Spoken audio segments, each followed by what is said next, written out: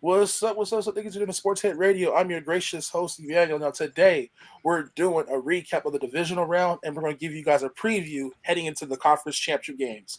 Now, I got my man with me, Chris Ransom. Thank you, Chris from Draft Utopia. Thank you for I joining. have some breaking news, and Go for it. I got the graphic. I've got the breaking news graphic. Yes, we have a breaking news graphic. I'm gonna whip it out. The breaking news graphic. Where is it? Right here. We just have some breaking news. This is not related to McDermott. We will get to that very shortly because this is just brand new, hot out of the oven. Browns wide receivers coach Chad O'Shea, who coached Jerry Jeudy, and Cedric Tillman is going to Kansas City to join Andy Reid. That is breaking news, and it's official as of 5 minutes ago. So sorry, but not sorry. I can keep the breaking news thing up. We can discuss the McVay because that's the biggest story. And if you want me to open up with this for future shows before we get into like the That's predictions, fine. That's fine with me. That's fine with me. because it's a cool graphic, and that's basically the common theme here at Sports Head Radio. We open up with the biggest story or biggest news, and then we sort of pivot into the games, whether it's football or basketball. Right. Oh wow. That's well. There you go. In regards with that now, and I got my man Sauce. You Thank you, got any Sauce. thoughts on Chad O'Shea before we get to the main course, McDermott? Because this is an Yes, Yeah, appetizer. yes. yeah. One thought. Go for it.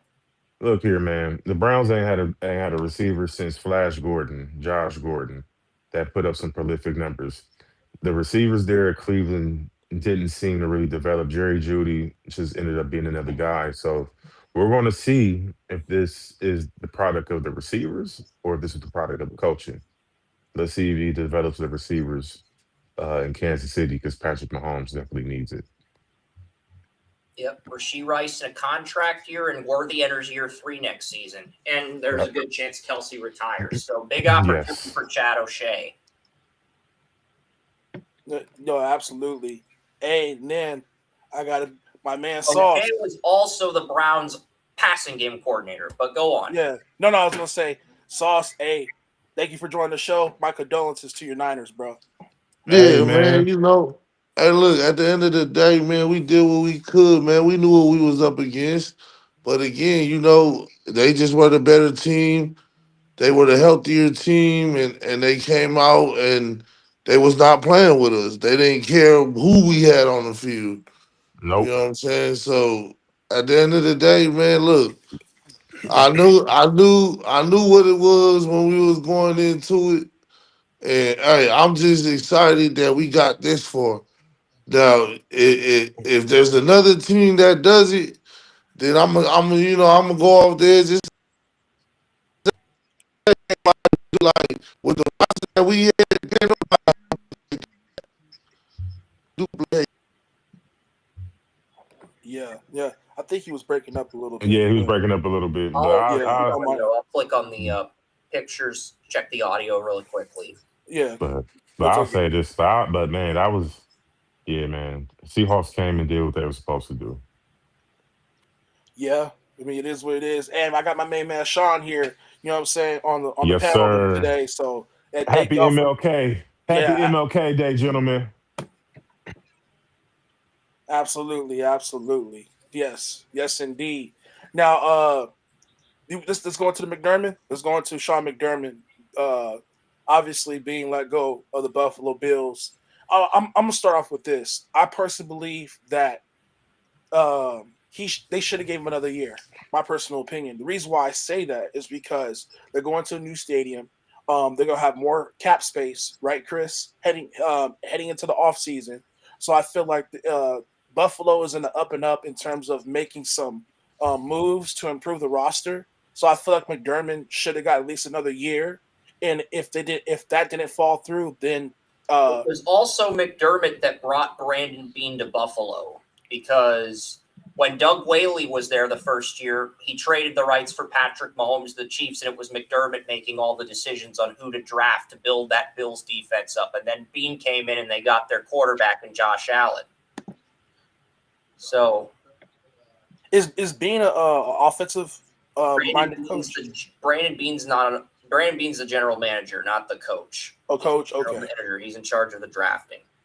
Okay. No, the Bills have a negative 11 million. They had negative 3 million at the start of last offseason. They have negative 11 million this offseason. Well, some of that will be freed up in Yeah. terms of restructuring. I agree. Okay. Patriots are 8th in cap space. The Rams are also at a high number, 46 million. The Patriots are at 31 million. So the Seahawks are at 71 million for next year too, because a lot of their guys are 22 draft picks who's no longer on rookie deals. Guys like Rick Woolen, Kenneth Walker III, guys they haven't necessarily re-signed yet. Abraham Lucas. I think they used a 5th-year tender on Cross, but they didn't extend him yet, the left tackle. So a lot of those, because they hit on like 6 or 7 rookies in that 22 draft, and Facts. They did. that's why they made the playoffs the first year before the injuries occurred, and that's why they've rebounded this year. Yeah. No, absolutely. Yeah, Seahawks been hitting their draft picks from a few years ago. You're 100% correct in regards with that. So Seahawks have some money to spend, and with that extension too. The Broncos, I don't think have as much money to spend. I believe they're in the negative. Yeah, the Chiefs are 62 million. The Broncos are not in the negative, surprisingly. They have a respectable 27 million. When was the last time all 4 of the conference finalists had over 25 million in cap space for free agency? That seems like it's been a long time. Right. That's wild. That's wild. Not only that, I know Puka's going to be due for an extension. He's because he'll be entering the final year of his rookie deal, 2023 5th-round pick. Yeah, so he's probably going to get 35 million a year, guaranteed, based on that market heading down the line. Okay, so Chris, what are your thoughts on McDermott being let go in Buffalo?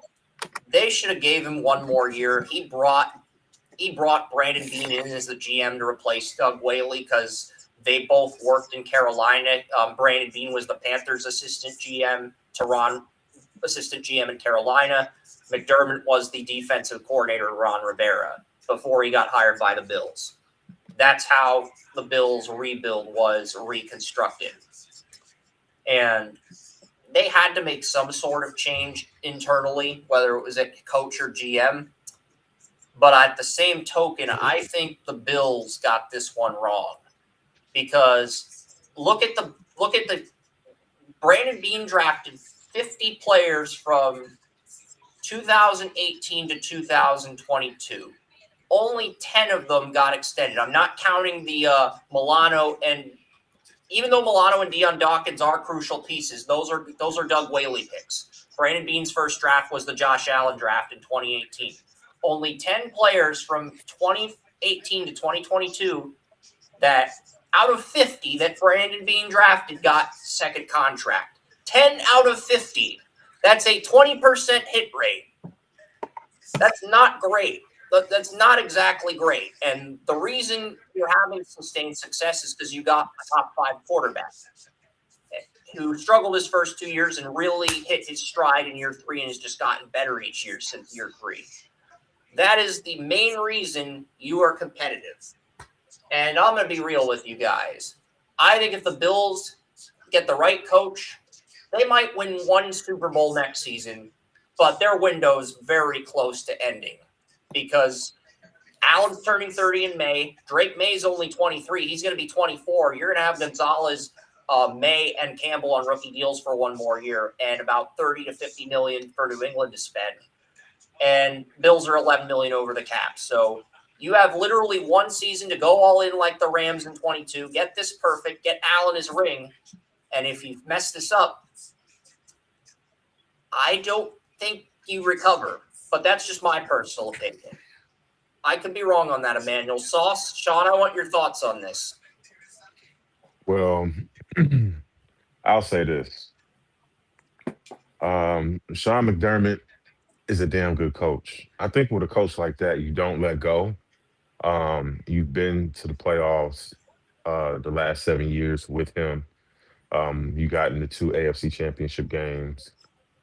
Let's keep it real. Let's put it in perspective. Josh Allen is 0-7 in overtime games, including the playoffs. Well said. So So we need to put that. We need to look at Josh Allen as well, and we need to say that he needs to be better, or the GM needs to put better weapons around him that could deliver in crunch time. Um, there were reports out that you had an opportunity to get Jalen Waddle for the 2026 first round pick. Bills wanted to give the 2027 first round pick, so there was no deal. If I were the Bills, I'd have taken that deal with Jalen Waddle, with Josh Allen, you know, with Keon Coleman, with Brandon Cooks, one of the most underrated running backs in the league, led the league in rushing, if I'm not mistaken. So you have to look at those things. You have to put it in perspective. I would have given him one more year as well. The You're right. You're right, Chris. Drake May is there. These young guns are coming up, man. Bo Nix is going to be probably back sometime next season. Um, you know, you still have Herbert. Mahomes might come back on a resurgence. You still have Lamar Jackson. These players aren't going anywhere. You have to go for it while you're hot. So Josh Allen having those fumbles and those interceptions didn't help. He seemed to kind of revert back to his old ways a little bit during the game. Um, but I will say this: my overall thing from this is you make this move because there's somebody out there better, and exactly who you want already. Now, I don't know if we're going to save this for the next subject on who the next coach may be. I don't know if they're looking at somebody who's going to instill a little bit more discipline. I don't know if they're looking maybe at a Mikey T. Harbaugh's off the table. Stefanski's off the table. I don't know what up and young upcoming coaches are out there that are fresh and hot that are available out there on the market. So it's going to be hard for the Bills to recover for this. The next coach, they better get it right. I will I say agree. this. This feels like the Dallas Stars situation where they fired DeBoer because he threw the goalie under the bus after losing the conference finals for a third year in a row last year. That's what this feels like. But as far as the Bills go, you promoted Brandon Beane, a guy who hit on 10 out of 50 draft picks from 2018 to 2022. And yes, he drafted 50 players over that 5-year stretch. Only 10 got second contracts. And Josh Mm, Allen, Ed Oliver, Khalil Shakir, James Cook, and Bernard are pretty much, and Benford are pretty much the majority of that core, Emmanuel. So Rosso as well. Most of those guys are first-round picks that got second contracts. Those are the facts. That's the reality. Epineza, the Bills' second-round pick. I had a first on him, but he was basically a rotational player this year with Bosa. But the reality is, Bean had more, a 20% draft conversion rate. Brett Veach and Howie Roseman both hit on a minimum of 25% of their picks. Elliott Wolf has hit on 40% of his picks in 2024 and 2025. So the Patriots hit on 5 of their 7 rookies this year, and they hit on Drake May last year. So they pretty much hit on, I'd say, 40% of their picks. I could be wrong on the math, Emmanuel. I'm not going to say it's 50 because that's slightly misleading, but I would say close to 40% of the Patriots' 2 drafts under Elliott Wolf they've hit on their rookies. And that's impressive. And compared to what 10% to Brandon Beane with the Bills, and obviously that's a problem. And you're promoting the guy too. Exactly. He turned down the Jalen Waddle trade because the Dolphins wanted the 2027 first. They wanted to double their odds at Jeremiah Smith. The Bills were willing to give them a first, but it was going to be in this draft, not the next draft, because they knew the 27 draft was better at receiver. So, and the Dolphins weren't going to budge. So the Dolphins' stubbornness cost them a first-round pick. But regardless, Brandon Beane is not a guy that should have been promoted. Facts. 100%. And McDermott's not a guy that should have been fired. So if you don't get the right coach and you don't win the Super Bowl next year in LA at SoFi, I think the Bills' Super Bowl window closes for good. I think the Ravens is closed right now, but if they get the right coach, maybe they can keep this thing going for a few more years. Yep. Sauce, what are your thoughts on Sean McDermott being let go? Oh man, it's just one of them things, man. It's just not. I mean, 9 years.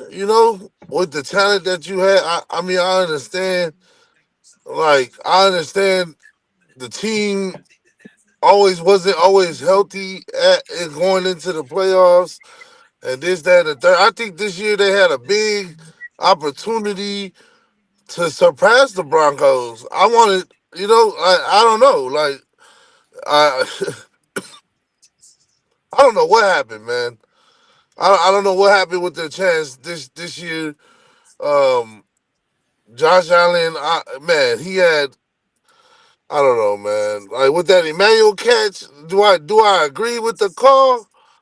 I definitely thought Emmanuel Sanders was down, and that was the tale of the story of the Bills. It was in the hands of that call. I thought Brandon Cooks caught it at the end too, but they ruled it an interception for Denver with Jaquan McMillan. But if you watch the replay and you pause it, he had the ball in his hands, Brandon Cooks, and he was down by And he was contact. down by contact. Down by Yeah. contact. His feet was down before McMillan stripped the ball from him. The evidence shows that. They I'm didn't not. even I'm not. review the play.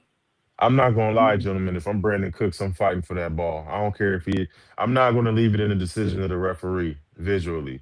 If he's trying to snatch the ball, I understand But it's in real time. In real time, it's hard to do. You making the catch, you landing like that. But man, I'm doing everything in my power to making sure this cat is not coming away with the ball. Like but I'm he holding on. I'm landed. holding on to that. But the thing is, the dude landed on him. Yeah. It wasn't like Brandon Cooks couldn't fight. He couldn't fight for it because you seen he like it's like he lost his breath. Like he got his breath took away because how hard he hit the ground, and then McMillan lands on top of him. So he was helpless. I think the Broncos won because they're secondary. This game, Yeah. Manuel, reminded me of the 2012 Ravens Broncos game that led up to Super Bowl 47. That's exactly what this game reminded me of, except the Broncos were the Ravens in this game. The Broncos were the Super Bowl 47 Ravens. Their corners were grittier, they pressed harder, they were more physical, they left no room for error. And when Bills receivers got separation, it either resulted in big plays by Allen or Keon Coleman dropping the dry cornbread. That's basically what happened most of this game. Surtain was literally locking receivers down. Like, there was literally nowhere to run against Surtain. McMillan was containing receivers. They should have targeted Riley Moss more. They should have used the tight ends more to target PJ Locke. But shoot, even PJ Locke was having some picks. But it felt like the 2012 Ravens secondary with the way the Broncos played in terms of their physicality. They're going to have to bring that energy against New England, but we'll get into that game later. I just wanted to. Yeah, and also I have to. Well, we'll talk about that on the recap, but on that. But yeah, that's it for Sean McDermott. And there's a rumor I want to address, but I really don't. So I think it's kind of fresh. But I'm gonna save that for the next podcast. All right, I'm going to turn the. the breaking news thing off. Yeah, It's almost we'll- 5. We let's- got to break down some Yeah. games. Yeah, let's go into the recap. So and everything. So the first game was obviously Buffalo and Denver on Saturday, and the Broncos did win. There was some controversy in regards with the officiating. And what's interesting, Chris, and we did mention it last week, that Buffalo had an officiating advantage based on the history with that particular ref. Was it Sheffers? Yep. Was the head ref for that game? And what 5-0 under Sheffers, but now it's 5-1. Yep. And if the under Patriots Sheffers, beat Denver, Sheffers is probably going to get the Super Bowl because Sheffers didn't call a Seahawks game in the playoffs. He didn't call a Rams game in the playoffs. And I think logistically, the NFL will say, okay, if Denver wins, I think they'll pick a different rep. But if New England wins like everyone expects, I think they're just going to pick Sheffers, just so the Seahawks and Rams don't have to worry about the logistics of whether Hussey or Hockley's getting the Super Bowl at the last minute. I don't think the NFL wants that internally, so they're just gonna half it and go with Sheffers. It's kind of lazy, but I think that's what the league's gonna end up doing, unfortunately. Because if you know the Patriots are gonna be in, you can pick either Carl Sheffers John Hussey if the Rams win. You could pick Carl Sheffers or Sean Hockley if the Seahawks win. And knowing whether to give Hockley or Hussey an advantage when you could just summon Sheffers and get on with the Super Bowl preparation as soon as the championship ends, that just seems like the move the NFL would make. It's not the move I would make personally, but that just seems like the move the NFL would make in terms of logistics, in terms of preparation, Emmanuel. Right, and then not only that, I've not mistaken, they'll probably will announce the head official for Super Bowl later on this week, if I'm not mistaken. It's either usually before the conference title or the Monday or Tuesday as soon as the championship game ends. But if it's before the Super Bowl, if it's before the conference title games, I'm guessing it's going to be Sheffers because they're anticipating the Patriots winning and they're anticipating the Rams Seahawks going either way. So then rather than just wait it out, just put Sheffers in the Super Bowl again. The reason that's significant is Atlanta, New England, 28-3. Carl Sheffers called that game. So if the NFL wants people to bet against the Patriots only to take their money, logistically putting Carl Sheffers in the game makes the most sense. Interesting. Well, with the Hockley officiating. is advantageous too, but if the Rams win like we expect, and we'll get into this later, it's going to be Hussey or Sheffers. Like, the league just knows this. Like, some of this stuff is predetermined days before the Super Bowl because they're trying to get everything logistically perfect for the biggest game of the year. But yeah.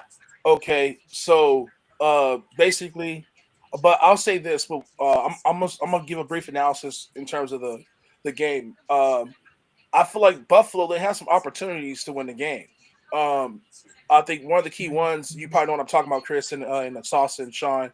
He overthrew Kincaid, was it to the corner of the end zone late in the game to possibly win the game, more than likely. And I feel like if that would have been game changing, and obviously we might have a different opinion heading into that game. And Sean McDermott probably would not get fired. Or so with that being said, but Buffalo had their opportunities in this game. My personal opinion, it just didn't capitalize whatsoever. And it's unfortunate on certain plays. It was basically decided by the refs, like Sean said. So that's all I have to say in regards with that. What are you guys' thoughts in regards of that game, Sauce? My thoughts of that game, like you already said, man, they didn't take advantage of the opportunities. I think Josh Allen, um, it's a clear cut scenario going into this draft. It's a must that they need to take advantage. Either they take advantage of their draft pick to get this man weapons, or they capitalize in free agency because they they're not gonna just do it with Josh Allen. Josh Allen has these teams to go look forward to because these teams are getting better, bro. And, and Facts. I don't think that he's gonna be able to. I think he's falling into the same category as Lamar Jackson. Agreed. And I just think that they need someone that can definitely game plan. I think they need a coach that's clear cut in the game planning advantage. I think they need to implement more. What is it? What is it? The before the snap, the motions. I think they need to improvise on Pre-snap? motions. Yeah, Okay. pre-snap motions. So I feel like I can see a world where Mike McDaniel will be a great option for offensive coordinator. I don't think that Mike McDaniel should go over there as the head coach. I think that anyone that is a head coach should bring like a Mike McDaniel type of uh, coordinator, offensive coordinator with them. I agree, but I think the Bills need two things because I feel like there's always 5 components to every Super Bowl champion: a QB, a left tackle, an edge rusher, a number 1 corner, and a number 1 receiver. And the Bills have the corners, the tackles, the running back, and Allen. They don't have the edge rusher. They don't have the sack artist. They brought in Bosa. He only got 7 sacks. Epineza got demoted. I still like Rosso as a number 2 edge rusher, but they need that true dominant number 1 edge rusher, and they also need a number 1 receiver. Look, I know Khalil Shakir had a very good season in his rookie deal, 70 receptions, 1,000 yards. He took a step back this year. Only like 67 receptions, 700 yards, 4 touchdowns. He took a significant step back. He was the Bills' best receiver, but he took a step back. So you don't get an edge rusher, like a legit number 1 edge rusher that can get you double-digit sacks, and you don't get a number 1 receiver, and you don't get a upgrade over McDermott at head coach, you're probably not going to win the Super Bowl next year, and your window is going to close. And younger teams like the Patriots, the Broncos, the Bears just continue to assert themselves in this league.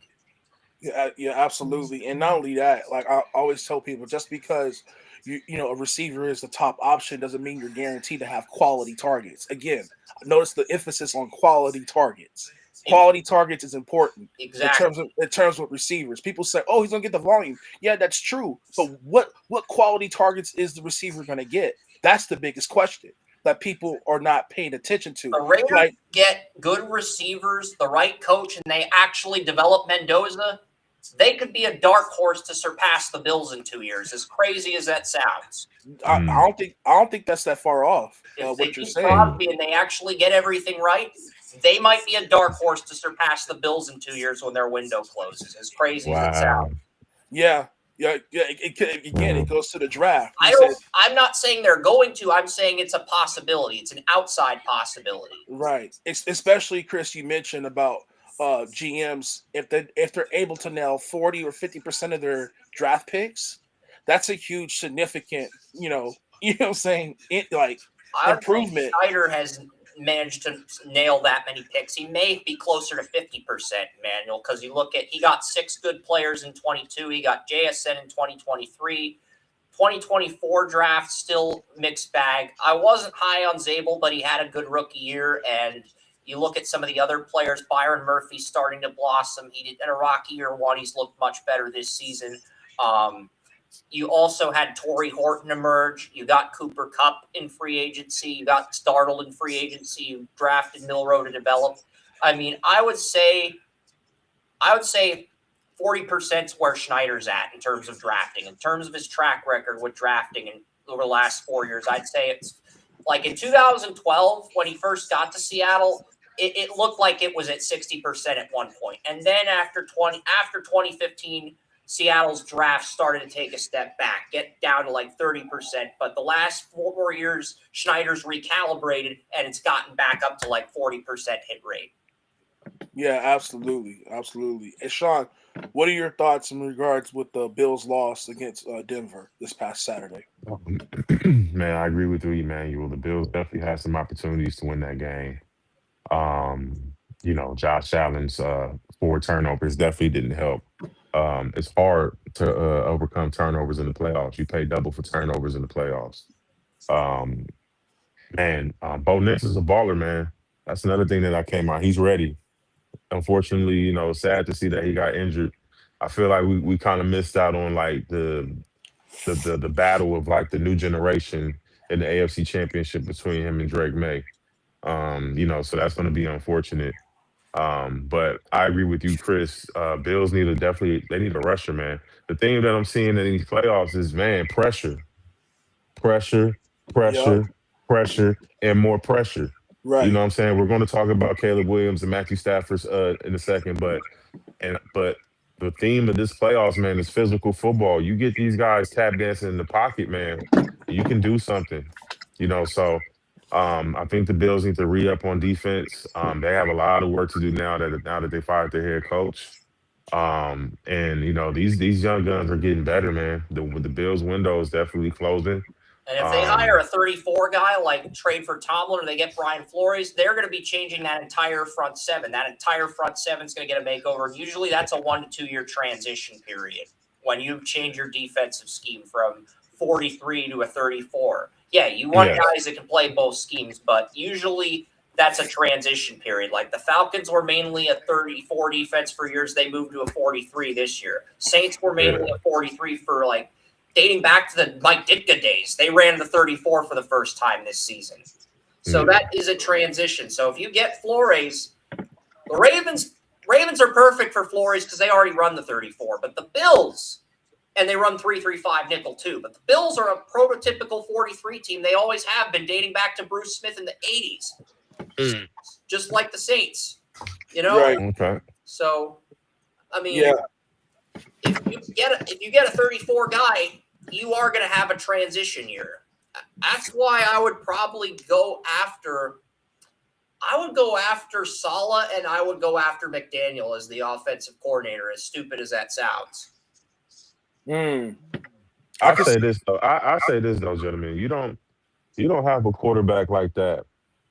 And then it says the Packers. So breaking news: the Packers are hiring Jeff Haley. The Dolphins are hiring Jeff Had to Haley. do it. Good stuff, Sean. I had to bring out the breaking news again.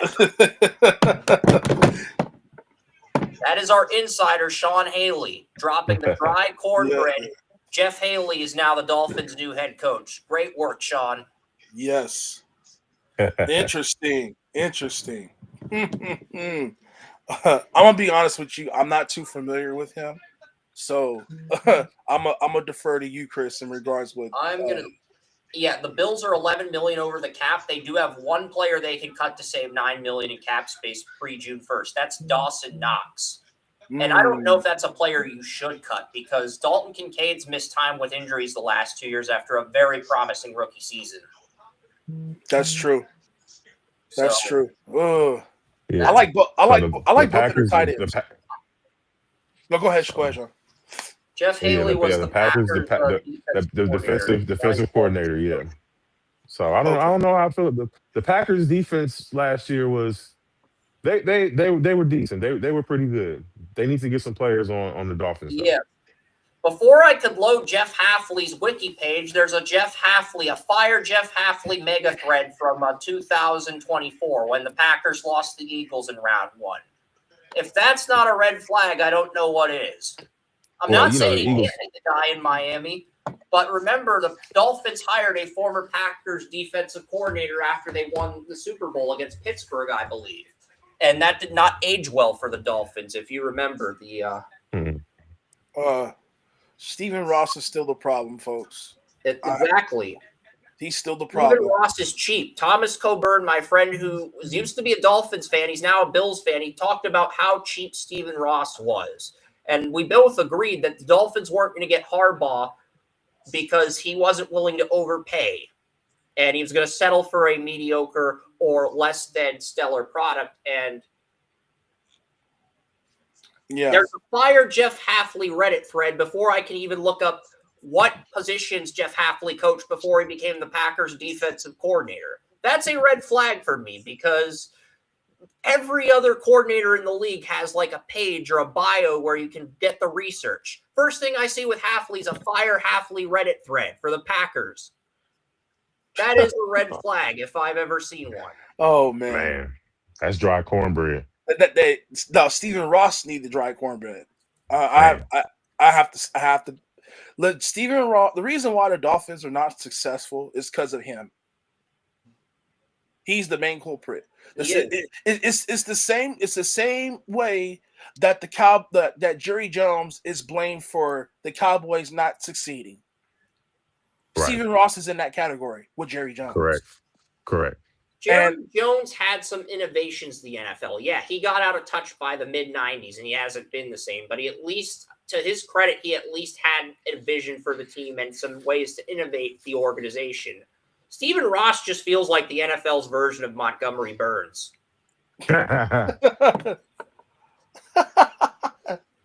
Oh, man. Smithers, he disrespected Tua. Release the Hounds. Release the Hounds. I'm not going to live with this Tua disrespect. Make sure the Hounds chase Brian Flores out of Miami. Yeah, hey, Chris, you know that Tua draft pick was all Stephen Ross. Absolutely. It wasn't Flores. It wasn't a GM. It was No. all Stephen Ross. Stephen Ross was infatuated with Tua ever since his sophomore year in college. Trust me, Wow. I know because I read some of the columns. And Stephen Ross is the reason why the Dolphins are what they are. That's all I can say. And if you're in your if you and any real Dolphins fan knows that, because I know a few, and they blame Stephen Ross because he's the main culprit of the success of the Dolphins, and that's not even a debate. But all right, well, Chris, I mean Sean. Packers, the Dolphins hired a former offensive coordinator, but Sean, why don't you speak while I look that up? Because I know the Packers had a former Dolphins head coach. So, all right. Yes. Yeah. Yeah. What do you want me to say? Talk about Emmanuel? No, in terms of the I don't know if you finished your thoughts in regards with the Bills Bronco game. Joe If not- Philbin, that's Oh. who I was thinking of. Sorry. Joe Philbin. He was the Packers offensive coordinator when Aaron Rodgers won a championship. He was the Dolphin. I think Joe Philbin was the Dolphins head coach for a brief period, and that did He not was. work out. He was. He was. Yeah, that didn't work out at all. That's when No, it Tannehill didn't. when So Tannehill was the history's quarterback. repeating itself. The Dolphins are going after another Packers coordinator, except it's a defensive coordinator. And when Philbin brought in, there was not a fire Joe Philbin thread on Reddit. Right. So My- Well, my finishing thoughts was on the Bills is in the Bills Broncos game is that you don't have a quarterback like Josh Allen. You don't get him a number one wide receiver. That's just criminal. Like you said, the GM definitely missed on a lot of draft picks. Um, you had an opportunity, to even if the Dolphins were stubborn, you do what you got to do to get Jalen Waddle in the building. So at the end of the day, these teams are not going anywhere. They're getting better. And, hopefully the Bills can recover. Absolutely. So we basically already talked about how the Bills could get better. So we don't need to go too much into it. I don't know if Sauce, if you want to add to it in terms of what the Bills need to get better. I mean, we already explained it, man. Okay. They just need somebody to really assess this situation and get the best out of it, because if this GM does not do any better for uh their their depth of as far as players adding to the value of these Buffalo Bills, then yeah, I don't know if Josh Allen is that typical guy where he's going to continue to carry this team if he doesn't get any help soon. He's taking a Yeah. lot of hits. He's taking a Yeah. lot of hits. Yeah, man. Absolutely. Now, let's go into the 49ers and Seahawks game. This was an absolute beatdown in regards with the Niners. McCaffrey only had 5 receptions in that game. And then also pretty much breaking news, Zach Charbonnet, I believe, tore his ACL, according to a report Yes. uh, Yes. with Adam Schefter. So he's going to be out. So it Yes. leans with probably Kenneth Walker. And don't Seattle still have DJ Dallas, the running back? Yes. I'm not sure Chris? who the third string running back on Seattle is, but I think they entered the year with only 2 running backs on the active roster. Right. So Kenneth Walker's going to have to pretty much carry the load in the running and passing game. What's interesting is in all the game recaps I've done, Sam Darnold was not player of the game once. I mean, he's had good games where he hasn't turned the ball over, but he hasn't had a game where he's had 300 total yards and 0 turnovers. He's had like 4 games with 300 yards, either passing or total rushing, passing combined, and he's either had a fumble lost or an interception in the game where he went over 300 yards. So That's why I say Darnold's shaky, but Seahawks do have, I think, the best tackle tandem of any team left in the playoffs. You could argue that for the Broncos as well, but I think the Seahawks with Cross and Lucas, both from the 22 draft, that's the best tackle tandem left.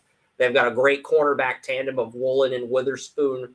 They've got JSN and they've got Walker, and those two are basically the heartbeat of that offense this year. No, absolutely. Cooper And Kupp and Torrey Horton and Shaheed, who had the 95-yard kick return, great complementary receivers, but the heartbeat of the offense has been JSN and Kenneth Walker for Seattle. I'd yeah, say. yeah, absolutely, absolutely.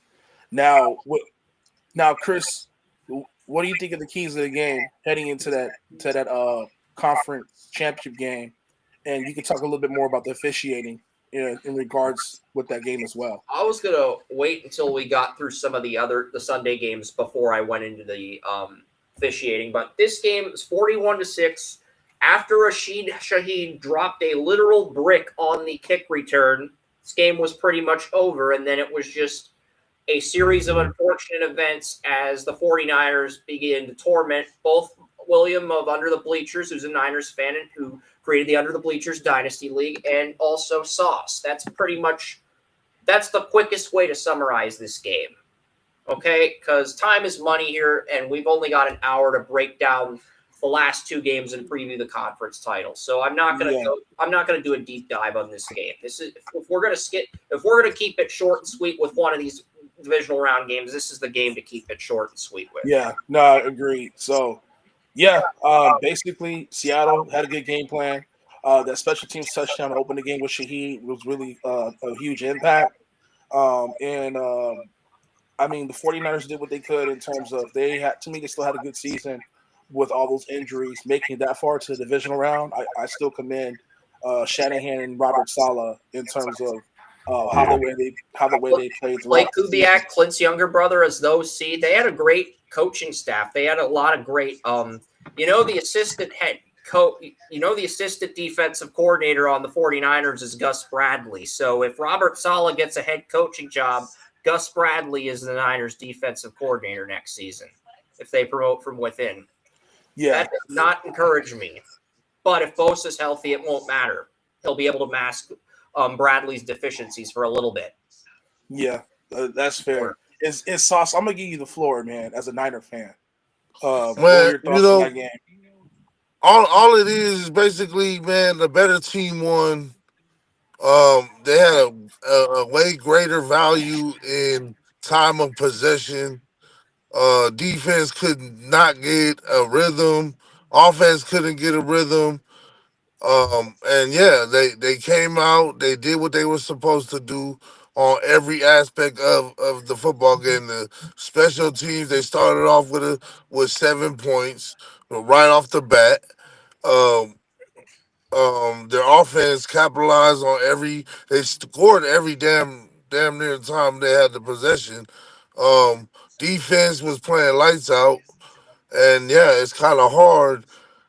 It's kind of hard showing up with half of what was made up of a team. You know what I'm saying? So shout out to the Seahawks, man. Good luck to them going forward to the NFC Championship and to the Rams. But yeah, the Niners' run of the inevitable is definitely come to a end during the divisional round. So yeah, I'm still excited for what's to come next year. Yeah. Nah, that's good. And Sean, what are your thoughts in regards to the Seahawks and Niners game? Ooh, man. Man, you know what that return by Rashid Shaheed reminded me of Percy Harvin in the Super Bowl against the Broncos that just literally took the air out of the opposing team. And I think ever since that moment, it kind of you know spelled what the game was going to be like. The Seahawks didn't give a damn about any division rival. They didn't care about anything. They came in there and played physical football. They attacked all day. They didn't give a damn who was out there, and they played like they should, and they won the game. The better team won. So it's going to be a good game next week against the Rams. Yeah. Yeah, Absolutely. and Sauce, what in this offseason, what do you expect for the Niners to do to improve the roster and or Well, draft first, down the line? well, well, not just in the draft. I expect them to get healthier. I expect them to get some of their key players back, like Fred Warner, clearly. Um, and hopefully Nick Bosa could be able to play. We can get him back during the off season, and I think they should capitalize on corners. I think that they should get help with not only just corners but linebackers, especially with Kittle out. I think they capitalize on trying to get Kyle Pitts, or I think they go in the draft to go because I feel like Lynch has definitely hit on more than probably 40% of his drafts. I think, if I'm looking at it in totality, like with D Winters, he had Bethune, he had Mikael Williams, but obviously he was injured, and he wasn't just. I can't stand these injuries, man. Like these injuries definitely handicap a team moving forward. But yeah, so despite all the injuries or whatever, I suspect that the Niners get back healthy and see what we got in totality. I think we found some talent like in the secondary, but they do need to capitalize in the draft with secondary. Secondary has definitely and pressure. But I feel like when we get healthy, we'll get our pressure back. But yeah, we need depth in that pressure because Bryce Huff is not what it is. Well, yeah, Yeah, it's not moving the needle for pressure. absolutely. Chris, I wanted to ask you this quick question. In this draft, if I'm not mistaken, offensive line is one of the biggest strengths heading into this class, correct? That is correct. And what other positions that are strong? Maybe receiver, um, receiver, and maybe safeties. Is there other strengths outside of the offensive line heading John into? Lynch's draft percentage is slightly better than Brandon Bean's. I just looked it up. From 2017 to 22, 9 out of 38 players got a second contract, and that does include Brock Purdy. But he gets about one player per draft class on a second contract. Yeah. And getting Purdy's really what saved his job. And he had Adam Peters working with him before he went to Washington last year, turned the Commanders around. So, Yeah, yeah, that sounds about right. So, Sean, anything you want to add to the 49ers? What needed to improve next season? Nah, it's all said. It's all All said right, on it. all right, for sure. Let's move on. we'll get to the Texans Patriots. This Yeah, game go was ahead.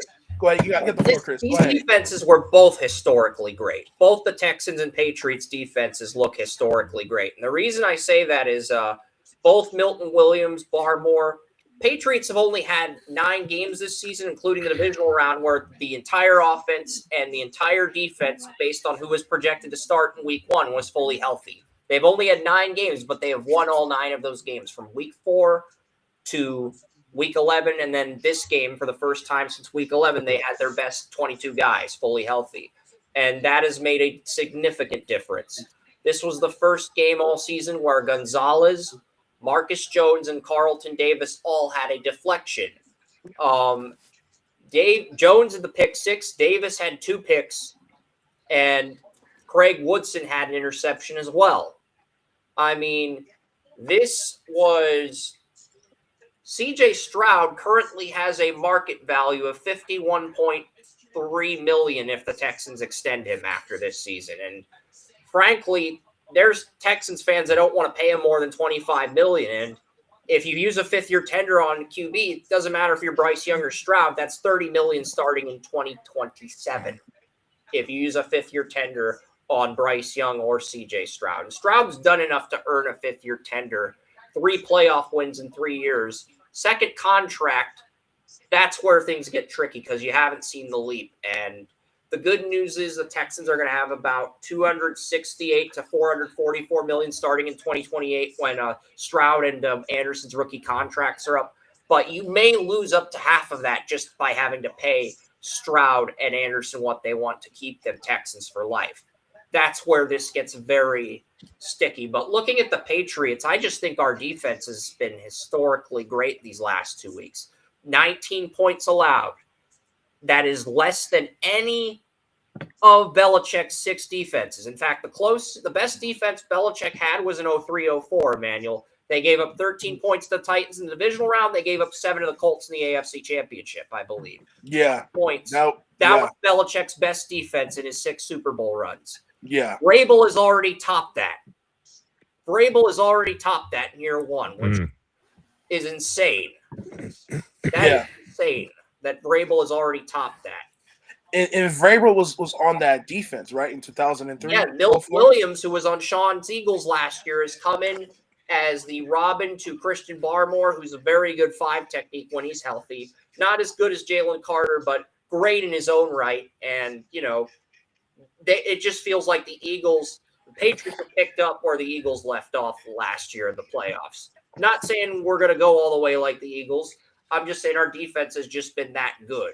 And if Drake may recapture some of the magic he had in the early portion of the regular season, this might be the team to beat this year, as crazy as that sounds. This might be the team that actually goes the distance. Because I feel like they check off the most boxes. But if the Rams or Seahawks win, it'll be due to the coordinators, it'll be due to the coaching, and it'll be due to the QBs playing turnover-free ball and May having multiple picks or multiple fumbles. That's the only way I could see with how good the Patriots defense has been. Yeah, absolutely. With that. Now, Sauce, what are your thoughts on the Texans-Patriots game? Man, I just felt, the New England Patriots defense did what they were supposed to do against that horrendous offense that they have with the Houston Texans. I knew that it was going to be their downfall. But Drake May, man, I ain't going to lie. Drake May held his own against that defense. Drake May did his thing. Clark did not say a dang thing when Stroud threw 4 interceptions in the first half. Is it just me, or I don't know if I should say this, but Ryan Clark and Uncle Ruckus of the Boondocks feel like polar opposites. They do. They do. I know I'm kidding, but I'm also I'm not. Wow. Yeah, I screwed up. I should not have said that on MLK Day. I apologize. No, it's all right. It's all right. It's all right. Sometimes you're not wrong. You're not wrong. I know you're not wrong. It's kind of a little slightly unprofessional to say, but let's focus on Drake May. Let's focus on the offensive line. Will Campbell, Jared Wilson. They got to react quicker when the edge rushers come their way next week against Denver. Because Denver, they've got some guys, Zach Allen, John Franklin Myers, DJ Jones. They got some dudes in the middle that can disrupt the quarterback. And Chris, you was keeping it gangster. That's all. You was keeping it gangster on MLK. So you're not upset with me. You're because like I feel like if Uncle Ruckus was on NFL Live, he would have said, "Bench DJ Stroud. He is guilty. He threw 4 picks. Put Davis Mills in the game." Every black person knows Uncle Ruckus is just in denial. That's all. Oh man. What'd he say? Ain't nothing like the white man. He smell like lemon pledge. He's just so grateful to be around. He's in denial. Oh man. But let me give you my thoughts. But let me give you my thoughts on the game real quick though, man. I don't know, Sauce, were you done though, bro? Yeah, man. For the most part, man. Hey, shout out to Drake May. That boy is for real. He is the future of this of the league, man. And I don't think that this is gonna be his last run for that MVP award. If the Patriots I agree. Get it in Nashville. When the Super Bowl comes to Nashville, that's when I think Vrabel will win it. But he might win it this year too. So we'll see. Man, mess around. But man, I think, man, look. CJ Stroud has 7 turnovers in 2 games. It's hard to overcome that. Your defense can overcome it when you're playing a 41-year-old, 42-year-old Aaron Rodgers. But when you playing a young gun in Drake May, who's on a roll, who has confidence, it's going to be hard to beat, especially when you're playing like that on offense. Drake May with the nice throw to Boutte in the corner with the one-hand catch for the touchdown. Yeah. Sensational. The throw to Stephon Diggs in the middle in the red zone. Sensational. he's made some great plays in the weather. In the inclement weather is key. If you can throw like that in weather like that on in your house, that serves as a weapon to you because other teams have to go to your house, and if you can play in that weather and they can't, is curtains. So um I think the Patriots played their game. I agree with Sauce. They did what they were supposed to do. The defense came to play. Man, Gonzalez, man, hella man, one of the best corners in the league. Yeah, I really got to watch him. I don't really watch him that much, but I really got to watch him today. he's one of my he's one of my favorite, by the way. Gonzalez yeah, man. and we're number 1 and 2 in coverage this season. They're going to Yeah. play. Yeah, man, he the truth. He the truth, man. He out there representing. So, shout out to him. Shout out to the Patriots, man. Um, Still proven to be one of the top tier gold standard organizations in the league. Even when Tom Brady leaves, a couple of years later, you get rid of Belichick. You breathe new life into the organization by getting Vrabel. You get Drake May. You get again Stephon Diggs, another dude that everywhere he goes, he improves quarterbacks. No matter what people want to say about him or whatever the case may be. When he went to go play with Josh Allen, improved. When he went to go play with CJ Stroud, improved. Now he goes over to Drake May, improves. Still a Minnesota solid too. Minnesota too. It Minnesota looks and like he's Minnesota finally playing with matured as a Case person, Keenum. not just a Yeah, football player, but yeah, as a playing with person. Case Keenum. He made the catch on the Minnesota Miracle against the Saints. So Yeah. you Yep. know, so Stephon Diggs has been a good asset in the league, and he's been proving that. He may be older, he may not be what he used to be, but he can still get the job done. So but yeah, man, the Texans got some things to figure out in the off season. They got to see about sharpening up that receiving core. They got to fix CJ Stroud. They got to get an offensive coordinator that can get him back on track. Um, I don't know what the word is out, Chris. You may know better than me. If I was the Texans, I would see about getting George Pickens down there as a legit number one receiver. I don't know what cap space the Texans are hitting, have right now, what they have available, but I know Tank Dell is still recovering. Yeah, they just they're got going to to get have healthy all and those they guys on rookie deals. Higgins next year, Noel next year. I think they both ended up with player of the game once because they caught all the targets thrown their way. They're going to have Tank Dell in the final year of a rookie deal, pushing those yeah. guys as they become sophomores. So I think the offense will have more ways to strike. But I thought the coaching by the Texans was very poor in the second half. They burned their timeouts too early. They punted when they went Yes. for it in the fourth quarter. Yes. And I feel like they Yes. should have used Cade Stover more as a pass catching tight end rather than just as a running back or a blocker. That's all they used Yes. Stover once Schultz went out of the game. And Yeah. by not Yes. doing that, they Yes. limited their ability to execute. And they played to the Patriots' strengths, which are the corner. But that told me right there when they didn't go on that. I think you're referring to that play on 4th and 13. In the fourth quarter, when the game was still kind of within reach, where they could have made some noise. I think it was like 7 minutes left in the game, and they just elected to punt. I think at that time, I think they just realized C.J. Stroud and the offense just didn't really have it. They were just going to rely on their defense. But the Patriots are just that better. And Sean, to your point, I there was a clip on a press conference with D'Amico Ryans, and they asked about the future of CJ Stroud in terms of extending him, right, Chris? And right now, and 38.6 and he for Will Anderson and 51.3 are the market values for Stroud and Will Anderson via Spot Track. That's right. what they're projected to get paid this offseason.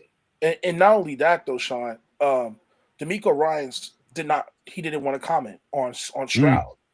That speaks volumes. That's telling. That's very telling, Chris. It is. He did not comment anything about Stroud. Leverage right now, and that infuriates him. That angers him. That infuriates him. Because if anything, you would have signed him. You would have extended him this year. You wouldn't have let it You wouldn't have let it got this far. Well, you can't extend a quarterback on a rookie deal until the end of their third season. That's the third season. Got you. And this is the third season. Okay, got him. But I think right now you get him on the fifth. You pick up his fifth-year option, but the next year got to be his prove it year. Yeah, Like, Facts. because like right really, like now, really, the third year is your prove it year. But yeah, he's gotten you to 3 straight playoffs and 3 straight playoff wins. But you Yeah. got to see if he can excel. You got to see if there's more in the Yeah. tank. And yeah, not the only that, fifth year Sean. tender used to be like 10, 15 million. It was 10 million when Winston entered the league. It went up to 15 million when Baker got drafted. Now the fifth year tender is $30 million, which is insane because I had a Texans fan, Brad Noble, who's a good friend of mine. He helps with the group mock. He said that I only pay Stroud 25 million.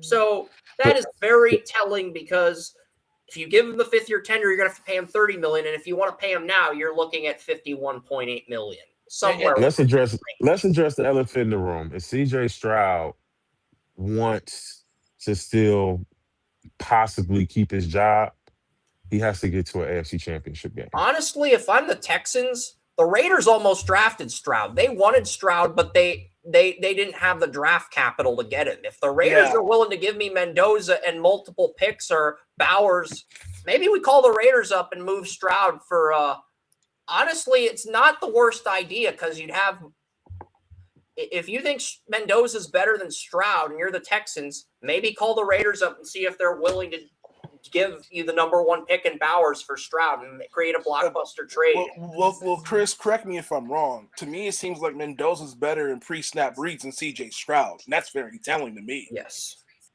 That's very telling to me because Stroud struggles with that. And Mendoza's anticipation, like if you watch the national championship game tonight, watch the anticipation that Mendoza throws. Stroud's better at progressions, but pre-snap reads, Mendoza's got the advantage. Facts. And what I like about Mendoza, I know it's a college thing, but real quick, is he throws guys open. He doesn't wait. He throws it at the right spots. But I think we were overreacting, though. I think it's not just CJ Stroud. I get it. CJ Stroud is, not what you expect out of a quarterback being going that high. But man, we have a clear dismissal of that offensive line. That offensive line is Exactly. I was about to get horrendous. to that. I was just about to get to that. The O line is terrible. That O line is nothing to play with, bro. Like they're not giving CJ Stroud they're making CJ Stroud like depend on his talent, and that's not his strength. Yeah, Trent Brown was injured at right tackle. Against the Steelers, the Texans decided to play Trent Brown at right tackle, and they played Titus Howard at left guard to neutralize Hayward. And I thought that was going to be the strategy this week, but we found out Trent Brown got ruled out last minute. They moved Howard back to right tackle. He got injured during the game, and it just created a domino effect where the right tackle couldn't block. Ursery, I thought, had some good moments at left tackle as Stroud's blind side.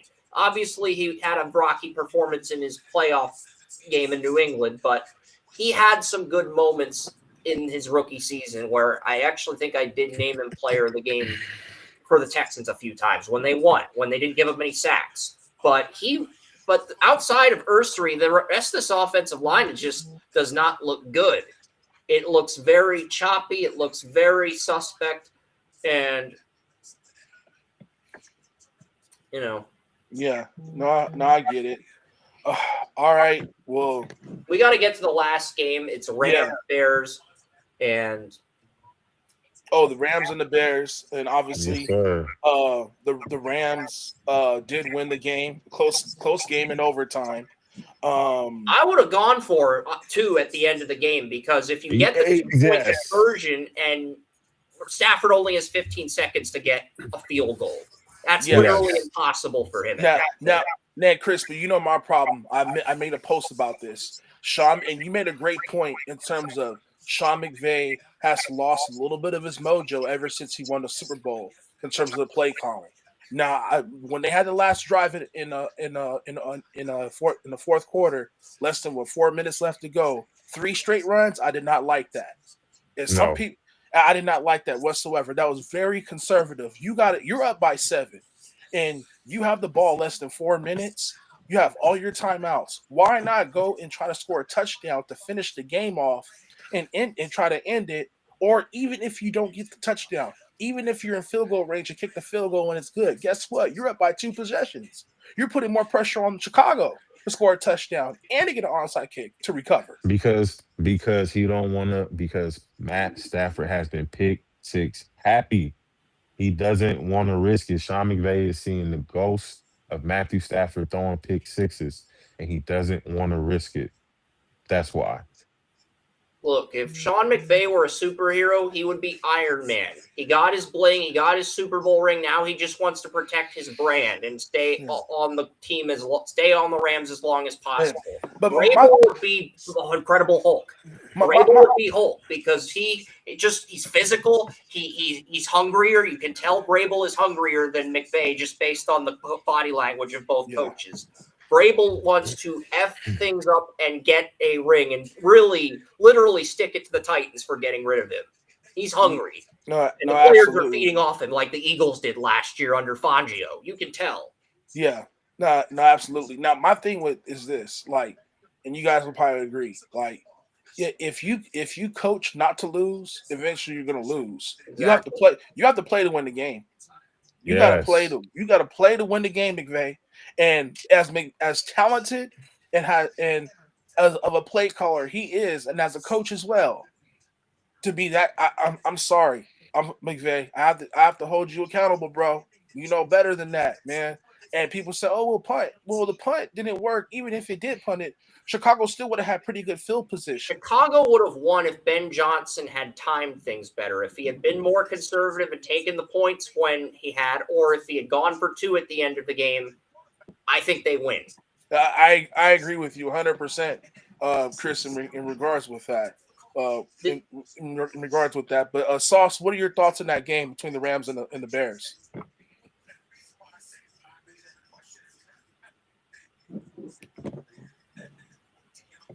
Is Sauce on?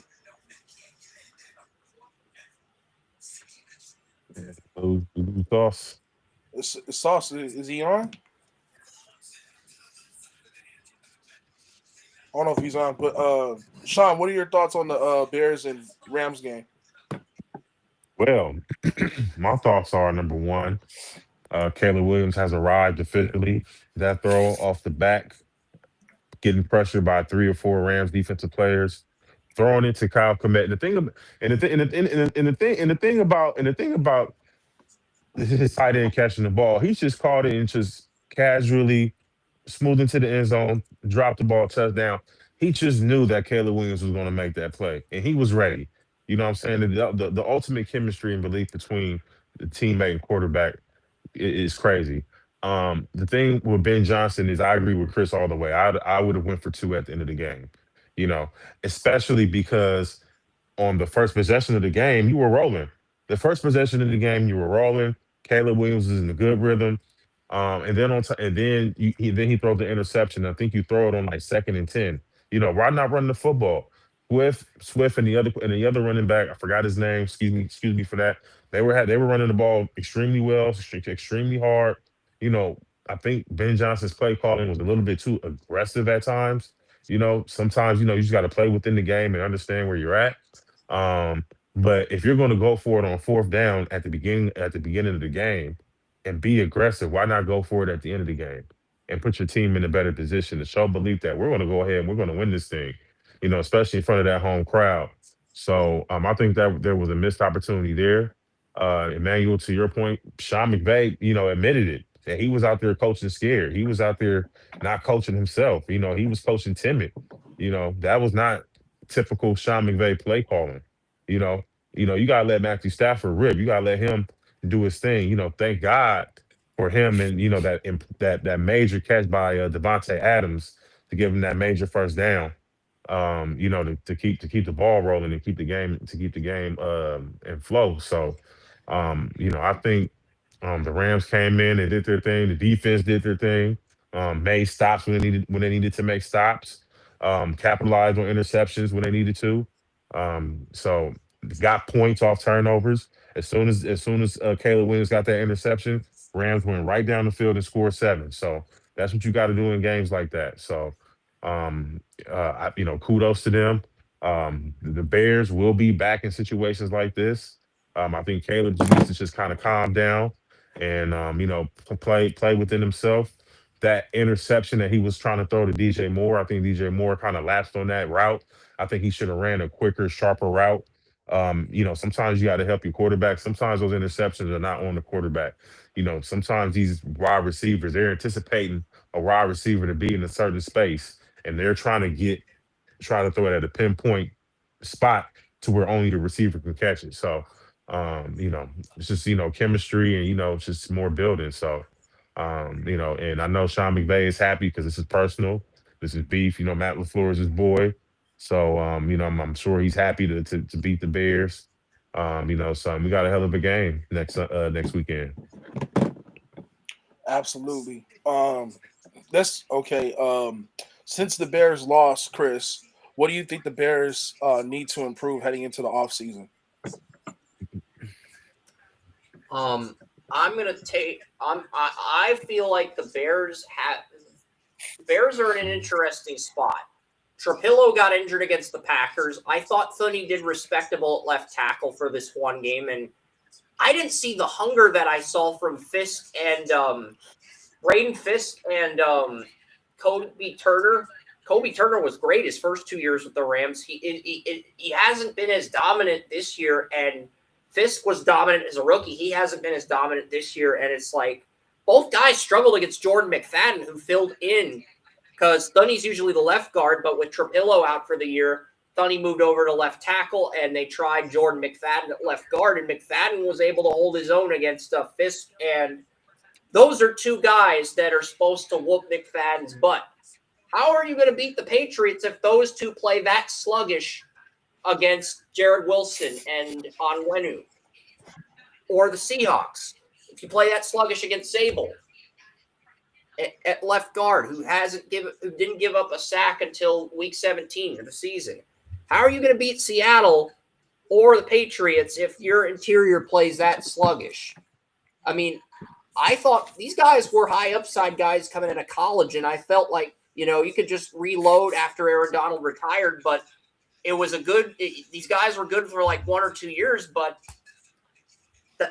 for some reason, the 5 techniques aren't as lethal for the Rams this year. That could be costly down the road if the adjustments aren't made the next 3 weeks. Mm-hmm. Absolutely. I might be wrong on that, Emmanuel, but it seems like we agree.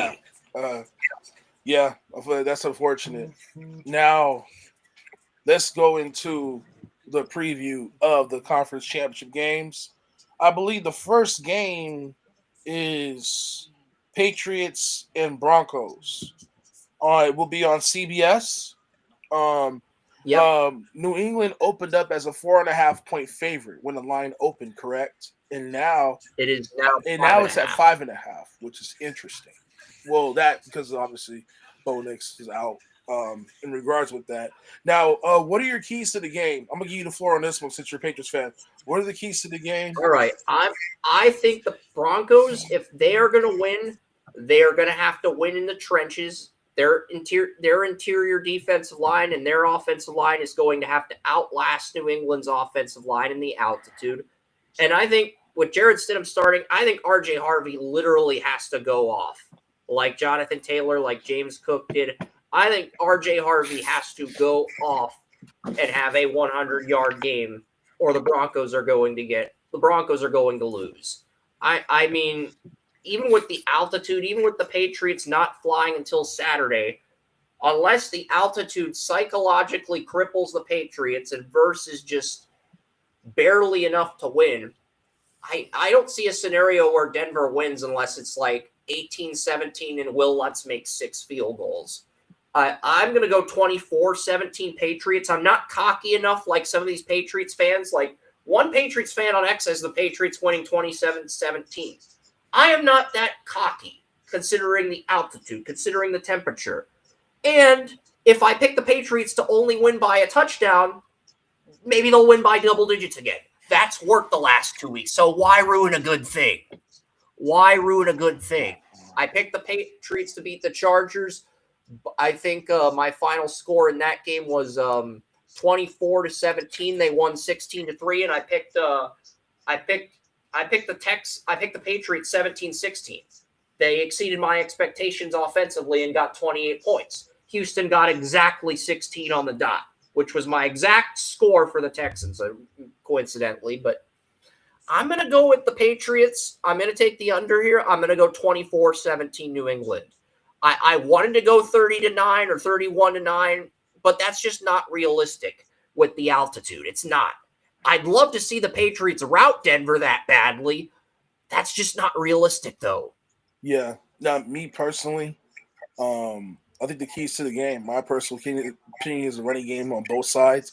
Speaking of running game, J.K. Dobbins, I believe, is a possibility he might play this game, Chris. I've got a recent update in regards with that. So that'll be a huge, boost in regards with the Broncos running game. I think obviously they're going to lean onto that, especially with Jarrett Stidham. That's going to start.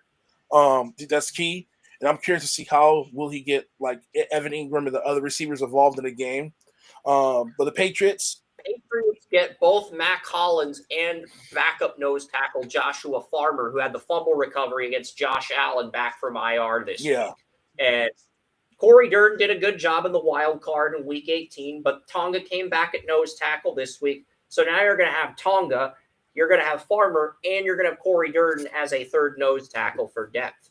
And the Broncos have two good nose tackles as well. I think they have Malcolm Roach and DJ Jones. So I think we are going to see the both defenses limit the QB's time in the pocket. But Riley Moss is top 5 in yards allowed. He had 2 really good first years with the Broncos, but year 3, he's top 5 in the league in most yards allowed. I think Drake May is going to slice and dice. And even though the Broncos have 4 good corners, 5 good corners, the Patriots have 6 good receivers. Kyle Williams has emerged. Efton Chisholm emerged. The McDaniels used those guys sparingly. He didn't use Efton Chisholm this week, if you didn't notice. Efton Chisholm he used him like the one play against the Chargers. He was non-existent this week. That tells me McDaniels is saving him for this game. And I think we will also see the Patriots use 6 offensive linemen. They only did that against the Chargers, and they didn't do it very much against the Texans. You know why? They're saving that strategy for either this game or the Super Bowl if they win this game. Yeah. Because McDaniels knows if he does that too frequently, the NFC champion will try to game plan around that. Psychologic. Andy Reid does the same thing. He doesn't go for it on 4th down in the regular season. He'd only go for on 4th down in the playoffs. But since the Chiefs got off to such a bad start, he had to go for it more than he wanted to this year. And teams were able to figure him out. Yeah. Honestly, I have paid 1-10. Patriots winning 20 months with you. I think the offense is going to play pretty well with Drake May. I think the running game will be good in spurts. But Keyshawn Boot will be an X factor for this team, and the tight ends as well in the passing game. I think New England's defense will be I can't say it. They'll opportunistic, yeah. In terms of how the way they're going to try to create some turnovers, I like 21-10 Patriots. And for the Broncos, I feel like they got to get the running game involved with Harvey and possibly J.K. coming back. So that's all pretty much I have to say in regards to that game. I do have the Patriots winning. Sean, what do you think? Cue Vince McMahon's theme music. No chance. No chance in hell the Patriots have. The Broncos have no chance. You have a backup quarterback. Respect to the defense. Outstanding defense. I did not like Jarrett Stidham coming out of Auburn. Now, Denver's quarterbacks coach is Davis Webb. Mm-hmm. Davis Webb started over Patrick Mahomes at Texas Tech. I would sign Davis Webb to a 1-game contract. If you remember in the movie The Comebacks, Carl Weathers he's the coach of the rival team that David basically The Comebacks, it's a coach who always loses. He tries to win, but the antagonist in the movie is Carl Weathers, who he's a coach on the rival team, and he comes as a linebacker at the end of the movie. I would like to see a comebacks reference in this AFC title. I think Davis Webb gives the Broncos a better chance to win at quarterback than Jarrett Stidham. I know Webb's the quarterback's coach. He's not on the active roster, but I'm just saying, I think he'd give you a better chance to win. No chance. No chance for the Denver Broncos. It's been a great ride. Unfortunately, Bo Nix is not going to be out there.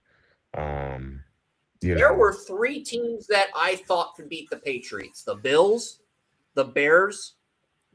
Caleb Williams is number 1 in fourth quarter comebacks. Bears are number 1 in turnovers.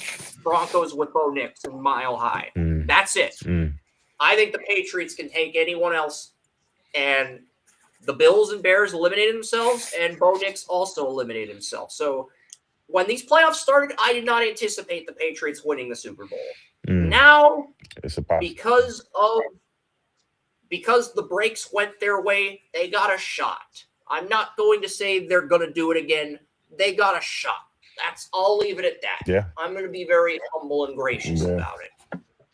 Okay, yeah, I had some connection issues on my end, Sean. So I don't know if you wanted to continue. I don't know if you had anything you want to add in terms of the keys to the game for this AFC title game. Oh, the keys. Broncos. The keys is just the Patriots not to mess it up. Honestly, Yeah. just Okay. don't mess it up. Alex Kemp.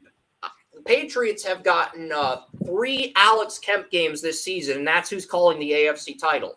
I'm happy that the NFL decided to banish Bill Vinovich and send him to the Shadow Realm. I'm happy about that. But we're giving Alex Kemp and we're giving Clay Martin their first conference title games in NFL history. And we're sending Bill Vinovich to the Shadow Realm. Okay, I'm fine with that. But the Patriots are 3-0 under Alex Kemp. The NFL does not want a Super Bowl with Jarrett Stidham versus the NFC team because that'll be uglier than the Chiefs-Eagles game. That will be uglier and less competitive. And the NFL is just not going to allow a Super Bowl that's uglier and less competitive than last year to happen. You could say that's corrupt, but that's the nature of the league. You want to add anything to that? And I just think the Patriots are the better team without Bo Nix. So, any closing thoughts, Sean and Sauce? Or we'll get to the NFC West game. Nope. Let's go. Nah, I mean, All right. for me, I just think that I don't know. I mean, do the Broncos have a chance? I think they do with their defense, and I mean, with speaking of their offense, I don't know anything about how Stidham looks, so I don't know. And New England has a great defense, so I give them an advantage on that in that particular. Here's the thing. There are rumors that Carlton Davis is in concussion protocol, but here's the thing. Carlton Davis was a 2018 third-round pick out of Auburn. Jarrett Stidham was a 2019 fourth-round pick out of Auburn. So even if Davis doesn't clear concussion protocol, he can pretty much tell the entire Patriots roster his weaknesses, his tendencies, because he practiced with him at Auburn. That is a massive advantage for my Patriots. Oh, gentlemen, I stand corrected when I said that the NFL didn't want to see a backup in the Super Bowl. They did when it came to my Philadelphia Eagles. I just wanted to say that real quick. Go ahead. Yeah, That's true, though. but That is true. Nick Foles is an outlier. It's not the norm, but he's a good outlier for your Eagles. It's a historic outlier. But the Broncos is just – and the thing is, a lot of people like Nick Foles coming out of Arizona. They did. Nobody liked Jarrett Stidham coming out of Auburn. Facts. Yeah. I mean, this guy was a fourth-round prospect on my board. I had him ahead of Minshew, but I did not see anything more than a backup. And frankly, at the time, I think he was dating the daughter of the Houston Rockets owner. I think that may have been the only reason he got drafted, because of the image brand, the likeness, and because of the leadership. He didn't really have any incredible traits. That's why Belichick basically let him go for nothing. But, I think the Patriots are going to beat the Broncos as long as Yeah. we handle I think all of us would agree, if I'm not mistaken. I had some connection issues, so I didn't hear too much what you said, Sauce, but I got Patriots. I'm assuming you got the Patriots in the game, too. Yeah. Okay, yeah, I figured that. Now, let's move on to the NFC title game. We have the Rams playing against Seattle. I believe the line opened up. It's at 2.5. The Seahawks are favored by 2.5 points. The over and under is at 47.5. This game will be on Fox at 3:30 Pacific time, 6:30 East Coast time, and Sean, what are your keys to the game in regards with both of these squads? Man, the key is if San Francisco can apply enough pressure. I mean, not San Francisco. Sorry about that. If the Seahawks can apply enough pressure to Matthew Stafford to get him off of his game, that's really going to be the key. With a passer like him, you need to make him hear footsteps. You need to make him see ghosts. Number one. Number two, um, we need to see more from Devontae Adams. We had he had one nice catch the last game. But I think he needs to be a major factor in this game. I think Puka Nakua needs to have a major game. The run game for the Rams seems to be going well. They have a good rhythm. Offensive line is blocking at a good rate. It's just about, can they protect the pass? Can they protect the blitz when they need to? Can Matthew Stafford hit, on the receivers? Is Sean McVay not going to play scared? Is he going to call a good game? Is he going to allow these players to flourish? And he's going to allow Matthew Stafford and Puka Nakua and Devontae Adams to make plays, the tight ends to make plays. So, I think the key is, I don't know who I have in this game yet. Man, it's a tough one, but I got to go for home. I got to go for LA. I'm gonna go with the Rams in this game. I think they're gonna have to have a good offensive game. For some reason, the Seahawks and the Rams are always, great battles. So Very I think smart decision, Sean. I went with the Patriots. The Patriots had the officiating advantage, 3-0 in games by Allen Eck. This year, they beat the Buccaneers, they beat the Giants, they beat the Jets. The Rams and mm, Seahawks each won a game under Clark Hunt. Not Clark Hunt. Who is it? Freaking Clay Martin. Clay Martin. I got Clay Martin and Chiefs owner Clark Hunt mixed up. What the heck is wrong with me? But yes, Clay Martin, they each won a game under Clay Martin this year. They each won a game under Clay Martin last year. So both teams are 2-0 against their opponents in Clay Martin. So what's the tiebreaker? Well, the Rams went into Seattle last year and beat the Seahawks in Seattle. Who was the ref of that game? Clay Martin. mhm. So I'm gonna I think I'm the gonna ref give you guys my X factor for this goes to game. the Rams. But my X factor, if the Seahawks want to win, the X factor was going to have to be Sam Darnold. If the Seahawks want to win, it's going to have to be Sam Darnold. He's going to have to come out there. He's going to have to play clean football. He's going to have to play one of those games to where he's going to have to maybe have about maybe 250 yards, 2, 3 touchdowns, and have 0 turnovers. If that's possible, I think Sam Darnold earns his way into the Super Bowl. But I just don't see it happening. I think the Rams defense And even if he takes does, advantage. he's had 0 games all season with 300 yards and 0 turnovers. And that's what you're going to need to beat Stafford and May. These are the two Yes. quarterbacks that won player of the game more frequently than anyone else. I think May was player of the game 7 times for the Patriots this year, Stafford 5. But regardless, Stafford's the MVP favorite. And I think whoever loses the MVP is going to win the Super Bowl. If they give Stafford the MVP, I think Drake May surprises everybody and wins the whole damn thing this year. And it pisses off everyone in the media. But the Patriots actually find a way, because I just think I think they've got I think they have the best roster. They've got the hungriest coach. And Sean McVay is not as hungry as he was when he won his first one. And whenever the Rams played in the last 3 Super Bowls under McVay, the only Super Bowl they won, they had the best corner, Jalen Ramsey. This time, the Patriots would have the best corner, and Patriots had Gilmore in 2019 as well. So just not saying neither one of these teams can beat New England, but I think May's got to commit multiple turnovers, and your QB's got to be perfect. That is the blueprint. Your QB's got to be perfect, and you got to run the ball and dictate the time of possession. That's how you're going to beat New England, and it's going to be a war of attrition for either of these teams. Absolutely. Sauce, what are your keys to the game with with Seattle and the Rams? Man, if Seattle wants to win this game, they have to stop Puka Nakua, bro. Puka Nakua, the last time they played, had 227 yards of receiving without Devontae Adams playing. If they cannot control that, they're going to lose this game and lose it fast.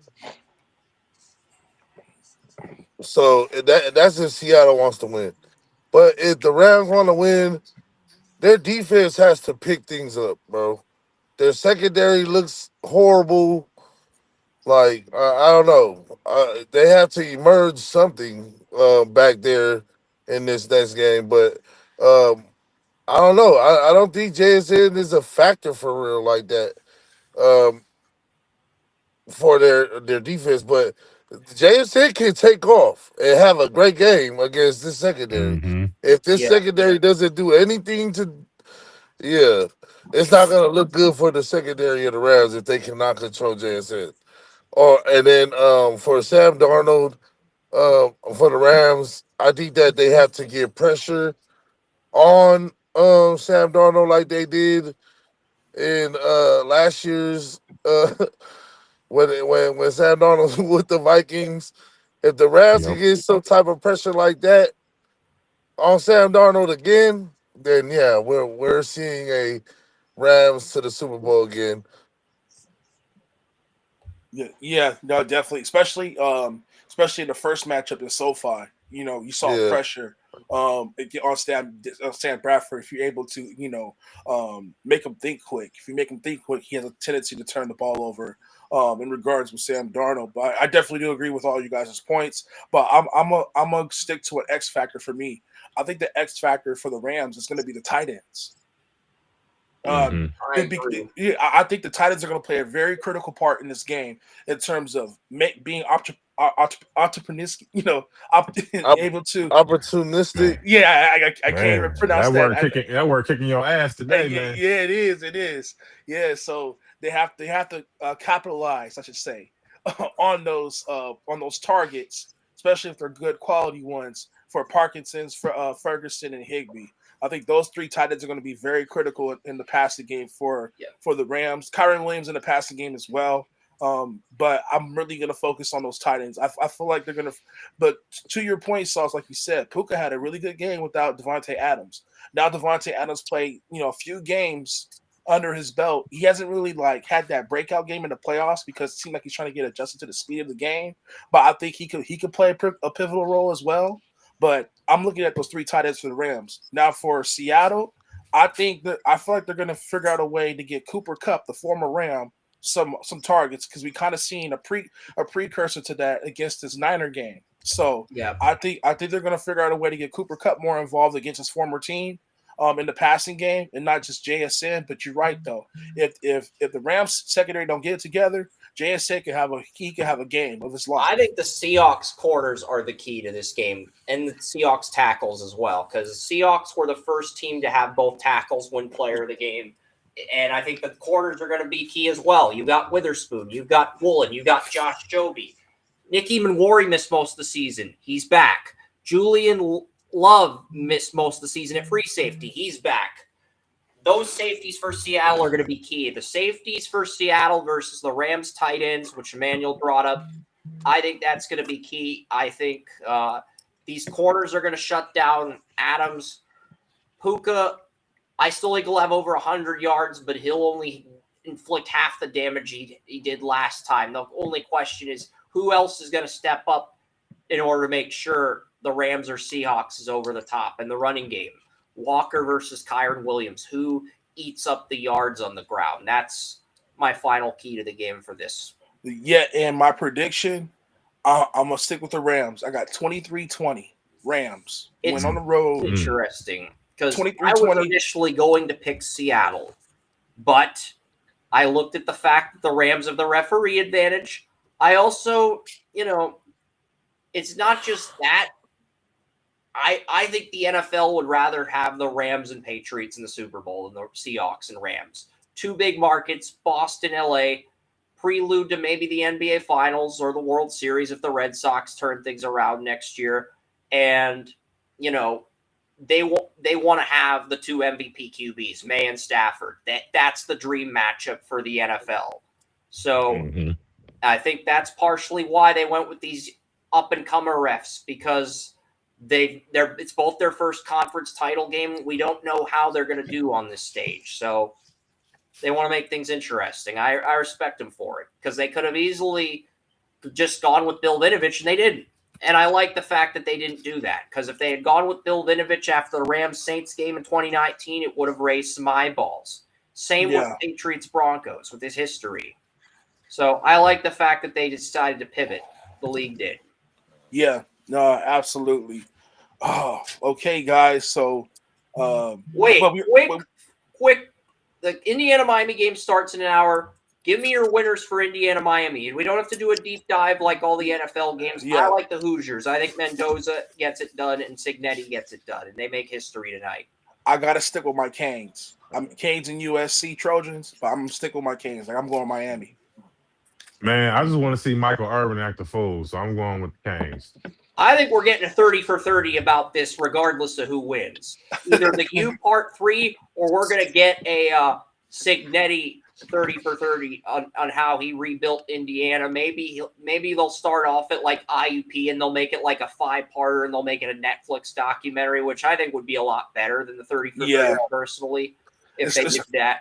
Especially with Indiana having no 5 stars. I think that would be... Because Cignetti started off at IUP, PSAC school, rival to my alma mater, Slippery Rock. So doing a 5-part documentary where he starts off at IUP, then he goes to a bigger college, and then he works his way up to Indiana, like the MJ Netflix or the MJ Bulls Netflix documentary or the Jerry Jones thing. I think that's the way to go if you're going to make a documentary about Cignetti. Absolutely. What's your pick, Sauce? I think ESPN's going to make a documentary either way. Hoosiers or the U. My pick for this tonight's game, bro. I really don't follow college like that, but I like Miami, man. I like Miami. Right. I like their defense, bro. Their defense is nasty. Yeah. I mean, the fan of me's rooting for Miami, but the critic in me thinks Indiana's going to win. And I respect the hell that I know Miami knocked out my Buckeyes. I'd rather see the Patriots win or the Dallas Stars win. I've seen the Buckeyes win plenty of times. I'm disappointed, but it's not a deal breaker for me because the Buckeyes are always going to be good in football.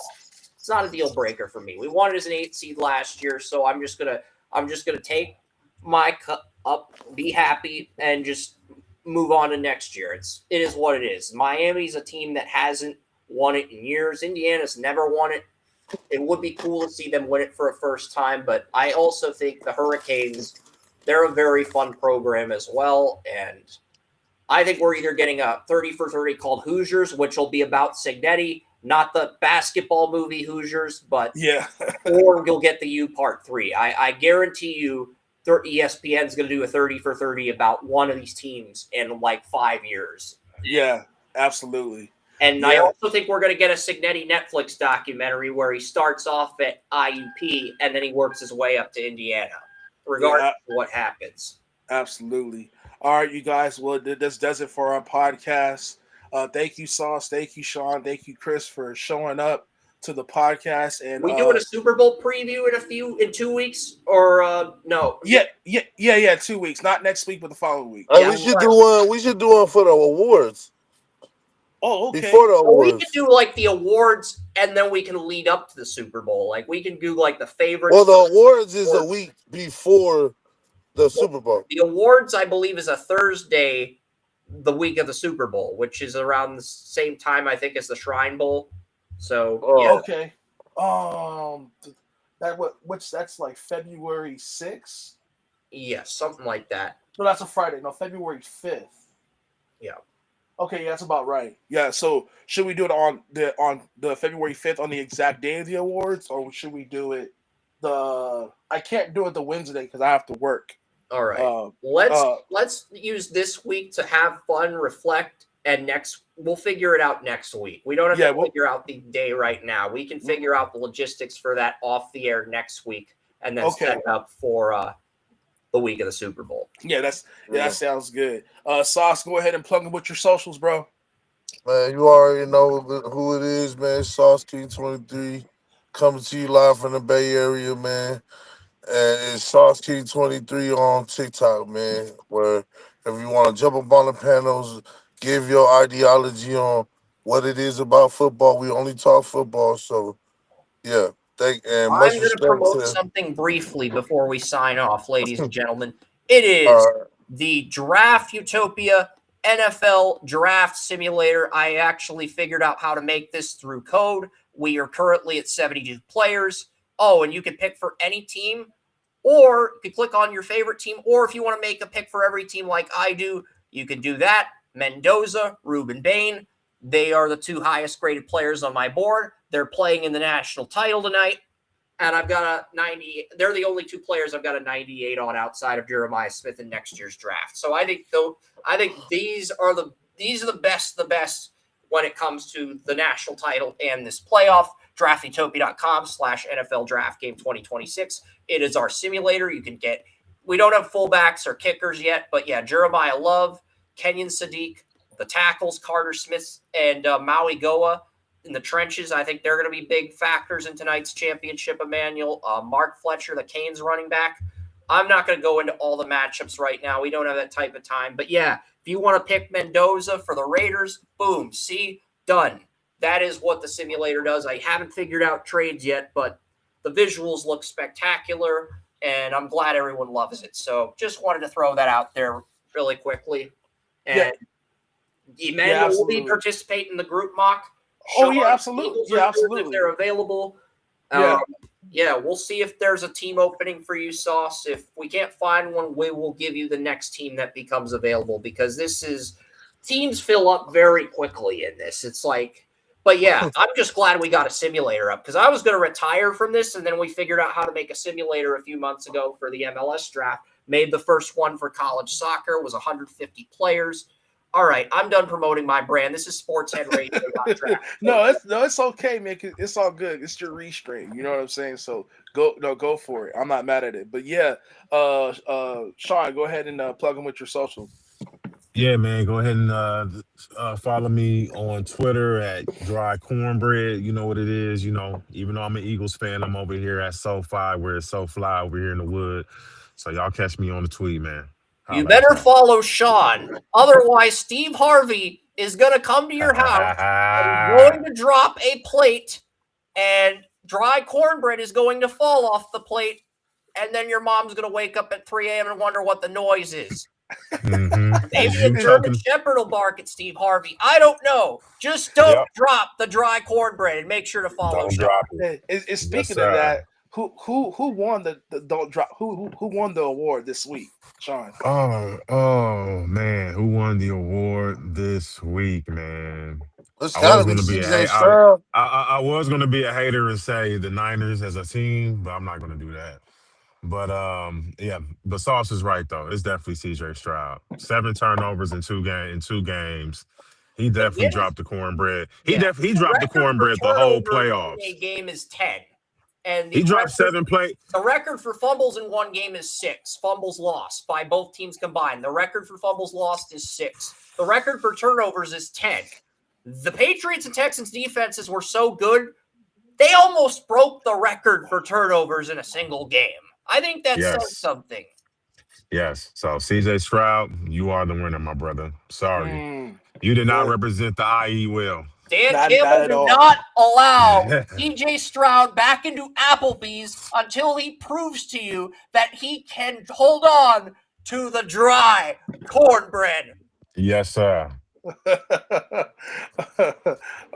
All right. I'm gonna drop my socials. I'm gonna let Chris drop his socials after. Okay, you guys follow me on TikTok, Instagram, SoundCloud, and on X at Sports Head Radio. You guys, I'm actively live, live and active on the TikTok lives. Thank you guys for actually who's been watching. Shout out to Chum, Mark Gamble, and your mom X. I don't know who that is, but thank you guys. And if you send me links to these handles, I'll post them in the YouTube description page off the air. If you send me links to this stuff, I will be happy to post it in the YouTube comment section after we go live.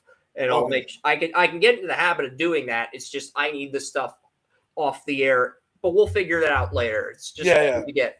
Yeah, so shout out to the people who are currently watching and commented on the chat. Thank you And guys the for numbers tuning in. are misleading because there's like 15 people viewing this on X because I've got like 10,100 followers on X. So I've got like 15 to 100 of those people plus whoever shows up here. Yeah, no, absolutely. And so thank you guys for watching. I appreciate it. And yeah, those are my socials. And we're gonna do a recap of the conference, and then we'll do a Super Bowl preview as well. And then obviously we have we're gonna do a podcast for the NBA for All-Star Weekend heading into.